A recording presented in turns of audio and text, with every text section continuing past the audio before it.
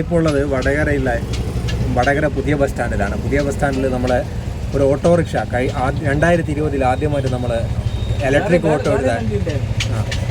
Auto എടുത്ത 1-2 ആളുകളുണ്ടായിരുന്നു. അപ്പോൾ അവരുടെ അനുഭവമാണ് നമ്മൾ കേൾക്കുന്നത്. കാരണം 2020 കാലഘട്ടത്തിൽ ഇലക്ട്രിക് വണ്ടി എന്നൊക്കെ പറഞ്ഞു കഴിഞ്ഞാൽ അന്ന് ഭയങ്കര പേടിയുള്ള സമയമാണ്. അതായത് വണ്ടിക്ക് കത്തുമോ, തീപിടിക്കുമോ, അതേപോലെ ഇതിനകത്ത് കയറാൻ പറ്റും, അതേപോലെ VM, അങ്ങനെ ഒരുപാട് വിഷയങ്ങൾ. VM ഇല്ലാതെ വണ്ടി ഓട്ടാൻ പറ്റില്ല, അങ്ങനെ ഒരുപാട് വിഷയങ്ങൾ. പിന്നെ ഈ വണ്ടിയുടെ ബാറ്ററി മാറ്റേണ്ടി വരുമോ, അങ്ങനെ ഒരുപാട് പ്രശ്നങ്ങളുണ്ടായിരുന്നു.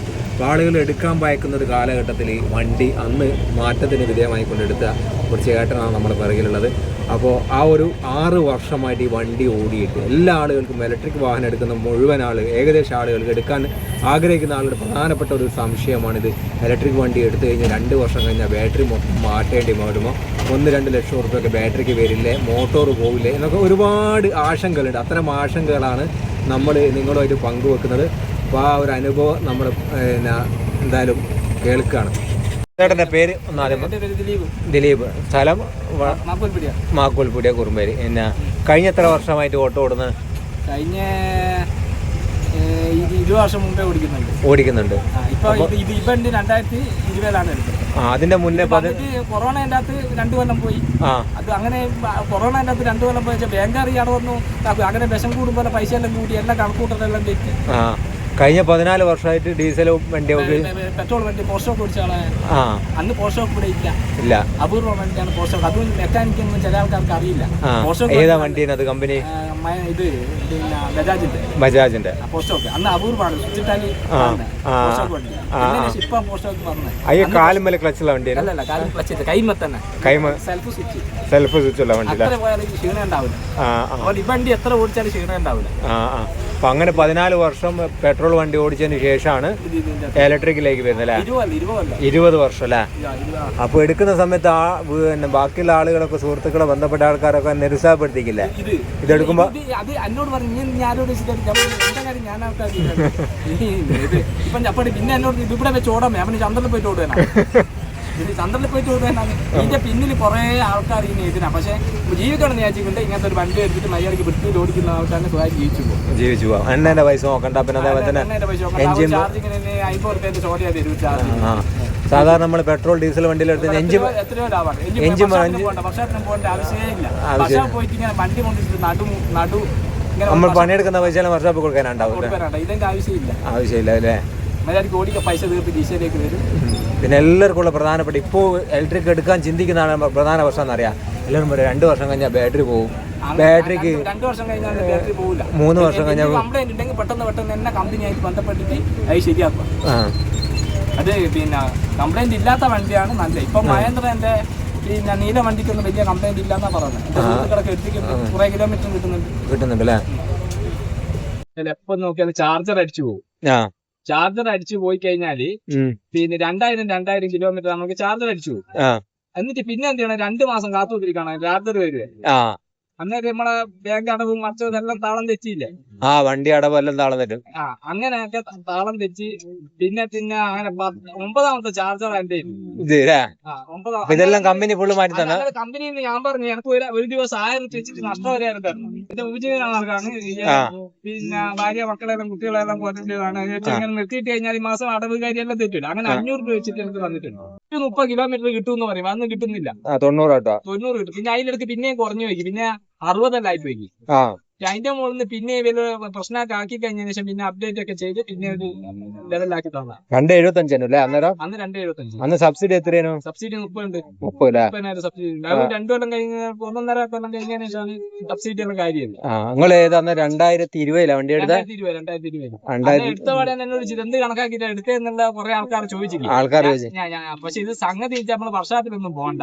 വൃത്തിയിൽ ഓടുക വെച്ചാൽ നമുക്ക് ഓടി പൈസയൊക്കെ ഉണ്ടാക്കാം. പരമാവധി ഓടിക്കൂടാൻ പാടില്ല. ബാറ്ററിക്ക് ഒന്നും സംഭവിച്ചില്ല 6 കൊല്ലമായിട്ട്? ബാറ്ററിക്ക് വെച്ചാല് ഒന്നും സംഭവിക്കാന്ന് വെച്ചാൽ ആദ്യത്തെ കംപ്ലൈന്റ് എല്ലാം ഉണ്ടായിരുന്നു. വെച്ചാൽ വണ്ടി നിന്ന് പോവാ, പിന്നെ വെള്ളം കഴിക്കാൻ. ഇപ്പൊ കുറെ സംഗതി പിന്നെ മറ്റുള്ള ആൾക്കാർ പറഞ്ഞു തന്നിട്ടുണ്ട്. ഇവിടുത്തെ പിന്നെ സർവീസ് നല്ല പറഞ്ഞു തന്നെ. പിന്നെ വണ്ടി കുത്തിയിടുന്നേരത്ത് ഒരു 20 മിനിറ്റ് നിർത്തി വണ്ടി ഓടിക്കഴിഞ്ഞ് 20 മിനിറ്റ് നിർത്തിയിട്ട് കഴിഞ്ഞ് തന്നാലാണ് ചാർജ് ചെയ്യാവും. അത് കഴിഞ്ഞാല് പിന്നെ നമ്മള് തീർന്നു കഴിഞ്ഞാൽ പിന്നെയും ചാർജ് ചെയ്യുക. ഇങ്ങനെ ഇടക്കിടക്ക് കുത്തിയിടൊന്നും പാടില്ല, അല്ല ട്രബിളാണ്. ഇടയ്ക്കിടയ്ക്ക് കൊണ്ടുപോയി കുത്തിയിടല, ചാർജ് തീർന്നിട്ട് കുത്തിയിടല. കുത്തിയിടുക. ആ, അതിന്റെ കുത്തിയിടുന്നത് അന്നേരം തന്നെ കുത്താൻ പാടില്ല, കുറച്ച് വണ്ടി തണിഞ്ഞാൽ മാത്രമേ കുത്തിയിടാൻ പാടില്ല. നിങ്ങളിപ്പോ എത്ര കിലോമീറ്റർ ഓടിക്കണേ? 1 ലക്ഷം ഓടിയാ? 1 ലക്ഷം അല്ല, ഞാനിപ്പോ 1.75 മേലെ എത്തി. 1.75 ഓടി. 1.75 ആ, ഇപ്പൊ എടുക്കുന്ന മെയിൻ്റെനൻസ് എന്ന് പറഞ്ഞു കഴിഞ്ഞാൽ ആകെ വീലൊക്കെ കഴിക്കുന്നത് ബീല് കഴിച്ചിട്ട് പൊടി മുട്ടുക, പിന്നെ ഓയില് ബ്രേക്ക് ഓയിൽ മാറ്റും. ബ്രേക്ക് ഓയിലല്ല, ഹൗസിംഗ് ഓയിൽ, അത് 800 ഓയിലാ. അത് 90 ഓയിലാണ് ഉപയോഗിക്കുന്നത്. ആ, അത് മാറ്റും. പിന്നെ 90 ഓയിൽ ഉപയോഗിക്കുന്ന സമയത്ത് വെച്ചാൽ അയ്യെ പിന്നെ മേലത്തെ നട്ട് കഴിച്ചാല് അത് ശരിക്കും പശയൊക്കെ തേച്ചിട്ടുണ്ട്, അല്ലെങ്കിൽ ഓയിൽ ഇങ്ങനെ കനിയും. ഇത് പശ തേച്ചിട്ട് മാത്രമല്ല റെഡിയാക്കിയിട്ടുണ്ട് കൈ താത്ത രൂപത്തിൽ. നട്ടൊക്കെ പിടിക്കുന്ന സമയത്ത് നല്ല സോക്കറ്റ് ഉള്ള നട്ട് മാത്രം, അല്ലെങ്കിൽ സ്ലിപ്പായി കഴിഞ്ഞാല് അത് കൊത്തിയെടുക്കുവാൻ മനസ്സിലായി, പിന്നെ അതേപോലത്തെ കിട്ടുവാൻ പാടാണ്. അങ്ങനെ ഇവിടുന്ന് ഒരിക്കലും ഞാൻ ഇവിടെ നോക്കുമ്പോ അതിന്റെ ത്രെഡ് പോയ മേലത്തെ ഒരു പിടിക്കുന്നില്ലേ അയ്യേ, പിന്നെ ഈ ഓയിൽ മാറ്റുന്ന നട്ടുണ്ട് 2, അത് മാറ്റുമ്പോ ശരിക്കും കറക്റ്റ് അല്ലാത്ത പിന്നെ ടൂൾസ് ഉപയോഗിച്ചിട്ട് പിടിച്ചു കഴിഞ്ഞാൽ തല പോകും. തല പോയി കഴിഞ്ഞതിന് ശേഷം എന്ത് ചെയ്ത് കൊത്തിയിട്ട് കഴിച്ചതാണ്. അന്നേരം ഞാൻ പറഞ്ഞു അത് മാറ്റിയിട്ടാളാന്ന് പറഞ്ഞു. മാറ്റിയിട്ടാളാന്ന് നോക്കുമ്പോ ഒരെടുത്ത സാധനം ഇല്ല. പിന്നെ ഞാൻ അപ്പോൾ ഞാൻ ചെയ്ത അതേപോലത്തെ തപ്പിപ്പിടിച്ച് വേറെ സ്ഥലത്ത് നിന്ന് കണ്ടെത്തി എന്ത് കൊണ്ടുവന്ന് അതിന്റെ 2 ഭാഷകൾ ഇട്ട സംഗതി ഷൂട്ടായി.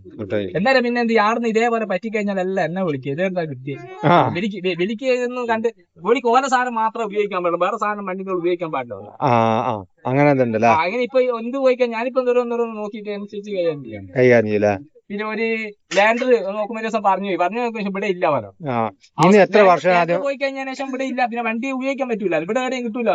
അവസാനം ഞാൻ ചെയ്ത് പിന്നെ അതേ ലാൻഡർ ഏടിയാന്നുള്ള നോക്കി കണ്ടെത്തിയിട്ട് അവസാനം മറ്റേ നമ്മളെ പഴയ കാറിന്റെ പേരെന്താ പറയാ, പണ്ടുള്ള കാറ് അംബാസിഡർ കാർ പിന്നെ ഇതാക്കിയിട്ട് എന്റെ ഐഡിയ കൂടെ തന്നെ തുളച്ച് റെഡിയിട്ട് കൊടുത്തിട്ടാണ് ഞാൻ ബ്രേക്ക് പാഡ് പിന്നെ ബ്രേക്ക് ലാൻഡർ പിന്നെ ഉപയോഗിച്ചത്. അതാ അത് ഇട്ടുള്ളൂ. പിന്നെ കുറെ കഴിഞ്ഞതിന് ശേഷം പിന്നെ എന്നോട് വിളിച്ചാണ് വണ്ടി വിൽക്കുന്ന 70,000 രൂപയാണ്. അപ്പൊ ഞാൻ പറഞ്ഞു എന്റെ വണ്ടി വിൽക്കണോ വേണ്ടോ ഞാനാ തീരുമാനിക്കും, ഇനിയല്ല തീരുമാനിക്കുന്നത്. അത് എടുത്ത തന്നെ കടയിൽ ഇവിടെ ഇപ്പൊ മോശമില്ലാന്ന് തോന്നി. ഇപ്പൊ നീല വണ്ടിയിൽ ഇറങ്ങുന്നുണ്ട്. മോട്ടറും കാര്യങ്ങളൊന്നും കംപ്ലൈന്റ് വന്നില്ല അല്ലേ? മോട്ടറും ഹൗസിംഗ് ഒരിക്കലും കംപ്ലൈന്റ് വന്നു, പുതിയ വേറെ ഇട്ടതാ. അന്നേരം പൈസ കൊടുത്തുക? പൈസ ഒന്നും കൊടുത്തില്ല, ഇൻഷുറൻസ് ഉണ്ടല്ലോ, പൈസ കൊടുത്തു. അത് എത്ര അന്നേരം 2 വർഷത്തിന്റെ ഉള്ളിലാ വന്നത്? 2 വർഷത്തിന്റെ ഉള്ളിൽ. അത് പറ്റിയെന്ന് ഓയിൽ ഒഴിക്കുന്നു പറഞ്ഞ് ഓയിൽ ഒഴിച്ചിട്ടില്ല, അങ്ങനെ പണി കിട്ടിയത്. ഒരു തുള്ളി ഓയിൽ ഇല്ല. അത് ഇവര് ഒഴിച്ചില്ല ഒഴിച്ച വിട്ടുപോയതാ ഇവരോട്. അങ്ങനെ കഴിച്ച ഒരു തുള്ളി ഓയിലില്ല. അങ്ങനെ ഇതിന്റെ പ്രത്യേക സൗണ്ടും കാര്യമൊക്കെ. അപ്പൊ വെച്ചാൽ ഓയിൽ നമ്മള് ശരിക്കും നമ്മൾ അടുത്തേനെ നിന്നിട്ട് ഓയിൽ ഒഴിക്കണം, സർവീസ് എല്ലാം ചെയ്യണം. വില കൊണ്ട് ഇതിന്റെ ഉള്ളിൽ ഓയിൽ എപ്പോഴും കറക്റ്റ് ആയിരിക്കണം അല്ലേ? പിന്നെ എക്സ്ട്രാ പിന്നെ മറ്റു ചെയ്യുന്ന കറുതൽ കിട്ടുന്ന സെറ്റോ മറ്റു ചെയ്യോ ഒന്നും കൊടുക്കാൻ പാടില്ല. അതിനെ കൊടുത്താൽ പണി കിട്ടും. പരമാവധി ഉള്ള പോലെ കമ്പനി ഇറക്കും പോലെ ഓടുക, കമ്പനി ഇറക്കുമ്പോൾ തന്നെ ഓടിക്കോളെ വന്നോളൂ. പരമാവധി വെള്ളത്തിൽ കൂടെ മുങ്ങിയിട്ടൊന്നും പോയി. ഞാനൊക്കെ പോയിട്ടുണ്ടായിരുന്നു. പിന്നെ വെള്ളത്തിൽ കൂടെ പോയി കഴിഞ്ഞാൽ ബ്രേക്ക് എല്ലാം കുറയും. ഇവിടെ കഴിഞ്ഞാൽ വലിയ കുഴപ്പമൊന്നും ഇല്ലാതെ പോയി. അന്നേരം എന്റെ ഹൗസിംഗ് മാറ്റിയതാ മൊത്തം. ഹൗസിംഗ് മോട്ടറും എല്ലാം മാറ്റിയതല്ലേ? കംപ്ലൈന്റ് വന്നതിന് ശേഷം. പിന്നെ രാത്രിയിലാണ് ആളെ കിട്ടിയത്, അതുകൊണ്ട് എന്താ രാത്രി വീഡിയോ എടുത്തത്. ഈ വണ്ടി കേൽപാണ്ട് 5038 ഇത് 6 വർഷമായി വണ്ടി ഓടിക്കുക. അന്ന് BM കൊടുത്തിരുന്നു. അപ്പൊ ആ കിട്ടിയ സമയത്ത് VME എന്ന് പറഞ്ഞുകൊണ്ട് കിട്ടിയതാണ്. അപ്പോ ഇതിപ്പോ 6 വർഷം ഓടി, 1 ലക്ഷം കിലോമീറ്റർ 1.5 ലക്ഷം കിലോമീറ്ററിന്റെ ഓടി. അപ്പൊ അതിന്റെ കാര്യങ്ങളാണ് പുള്ളി സംസാരിച്ചത്. 5 പൈസ കൊടുക്കേണ്ട ആവശ്യമില്ല. നിലരോട് പറഞ്ഞു 5000 ആണെന്ന് പറഞ്ഞിട്ട് ഞാൻ പൈസ കൊടുത്തിട്ടില്ല. ഞാൻ പറഞ്ഞു 5 പൈസ കൊടുക്കാണ്ട് ഞാൻ വാങ്ങുന്നു. അങ്ങനെ ഞാൻ RTO സംസാരിച്ചില്ല.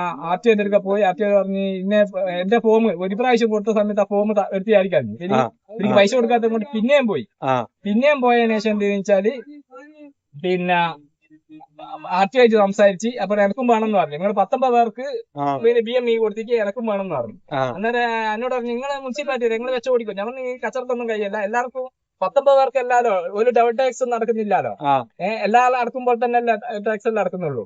അതിനെക്കൊണ്ട് എനക്കും വേണം. അന്നേരം എന്നോട് ഒരു ഫോം ഉണ്ട്, ഫില്ലപ്പ് ചെയ്ത് കൊടുക്കും. അങ്ങനെ ഫില്ലപ്പ് ചെയ്ത് കൊടുത്ത് അങ്ങനെ ഇരിക്കുന്ന സമയത്ത് ഒരു ദിവസം RTOനെ കണ്ട് RTO സംസാരിച്ച പറഞ്ഞത് ഇന്നേ കൗണ്ടർ ചെല്ലിന്ന് പറഞ്ഞു. അക്കൗണ്ടർ പോയാൽ ഇന്നേ കൗണ്ടർ ചെല്ലിന്ന് പറഞ്ഞു. അന്നേരം മുന്നിലത്തെ കൗണ്ടർ ഒരാൾ പാഞ്ഞു കൊണ്ടിരുന്ന ആളാണ്. അപ്പൊ ഞാൻ പറഞ്ഞു സാറിന്റെ കൗണ്ടറിൽ പോയിട്ടേക്ക് ഈ കൗണ്ടറുള്ള ആള് മറുപടി പറയുന്നത്. അങ്ങനെ മറുപടി പറയുന്ന സമയത്ത് അയാള് ഞാൻ പറഞ്ഞു തരുവാൻ വേറെ ഇലക്ട്രിക് വണ്ടി ഇവിടെ ഓടാൻ പറ്റില്ലെങ്കിൽ വെള്ള കള്ളാസ് നമുക്ക് വേറെ വഴിയുണ്ട്. അന്നേരം നോക്കുമ്പോ ഒരു 10 മിനിറ്റ് അവിടെ സെറ്റായി. അന്നേരം പിന്നെ എന്നോട് പറഞ്ഞു നിങ്ങളൊരു പിന്നെ നിങ്ങളെ കമ്പ്യൂട്ടർ അടിച്ചു നിങ്ങളെ പേരിൽ ഇവിടെ ഉണ്ട്. അതാ അങ്ങനെയാണ് 30 പേർക്ക് കൊടുത്തത്. 19 നിന്ന് 30 പേർക്ക്. അന്നേരം ഞാൻ പറഞ്ഞ എല്ലാവരും ചെല്ലിന്ന് എല്ലാവരും പോയി. അന്നേരം അന്ന് 30 പേർക്ക് കൊടുത്തു. അന്ന് 5000 റുപ്യ വെച്ച് വാങ്ങിക്കില്ല. ഇല്ല 5 ലക്ഷം കൊടുത്തില്ല. ഞാൻ പറഞ്ഞ അന്നേ പറഞ്ഞത് 5 ലക്ഷം കൊടുത്തിട്ട് ഇത് ഇതെല്ലാം ചെയ്ത് പൈസ വേണമെന്ന് പറഞ്ഞിട്ട് കോടതി പോകണമെന്ന്. നമ്മളെന്തിനാ കോടതി പോകേണ്ട ആവശ്യം? ഇത് കേന്ദ്ര ഗവൺമെന്റിന്റെ പിന്നെ ഇത് പിന്നെ ഗതാഗത മന്ത്രിയും പിന്നെ കളക്ടറും കൂടി തീരുമാനിച്ചിട്ടാണ് ഈ വണ്ടി ഇറക്കി. ഇതെല്ലാം ഞങ്ങൾ എടുക്കണ്ട. ഇനി നിയമാശായിട്ട് ഇതിന്റെ ഒന്നും ആവശ്യമില്ല. ഏത് ട്രാക്കിലും വെച്ചോടാ, ആർക്ക് തടിയാനുള്ള ഇതില്ല. പിന്നെ അത് കൂടാണ്ട് പിടിച്ച വടകരയുള്ള ഒരു പോലീസുകാരന് എന്നോട് പറഞ്ഞു ഇവിടെ ഓടാൻ പറ്റൂല, വെക്കാൻ പറ്റൂല. അപ്പൊ ഞാൻ ചോദിച്ചു അതേതാ വകുപ്പെന്ന് ചോദിച്ചു. വകുപ്പെന്ന് ചോദിച്ചതിന് ശേഷം അയാൾ പറഞ്ഞ് ഉരുണ്ട് കളിക്കുന്നത്. അവൻ ഹരിതകരന്റെ വകുപ്പെന്ന് അറിഞ്ഞുകൂടാന്ന് ചോദിച്ചു. അന്നേരം അയാള് ഈ പോലീസുകാരൻ പറഞ്ഞ് വെക്കാൻ പറ്റൂല. ഞാൻ പറഞ്ഞു ഇപ്പൊ ശരിയായി തരാം. ഞാൻ ചെയ്ത് വെച്ചാൽ നേരെ അരമണിക്കൂർ അവിടെ കുത്തിരിഞ്ഞ് ഞാൻ ഓഫീസിൽ പോയി. എനിക്ക് വേറെ നമ്പർ ഉണ്ട്, ഗതാഗത മന്ത്രിന്റെ നമ്പർ ഉണ്ട്. അത് വിളിച്ച് അപ്പോൾ അയാൾ പറഞ്ഞു പോലീസുകാരുടെ ഫോട്ടോ വാട്സപ്പിന് കൊടുത്താൽ നേരെ ഫോണും കൊടുത്തു. ഫോണും കൊടുത്തതിന് ശേഷം അയാളാകെ എന്നോട് സോറി എന്റെ നിയമം അവർ നിയമം അറിഞ്ഞൂടെ സംസാരിക്കട്ടെ ഇങ്ങനെയാ പറയുന്നത്. അതാണ് എന്റെ വകുപ്പ് ഞാൻ തരാൻ പറഞ്ഞു. വകുപ്പ് ഞാൻ നെറ്റിൽ നിന്ന് എടുത്തു വെച്ചിരിക്കുന്നു.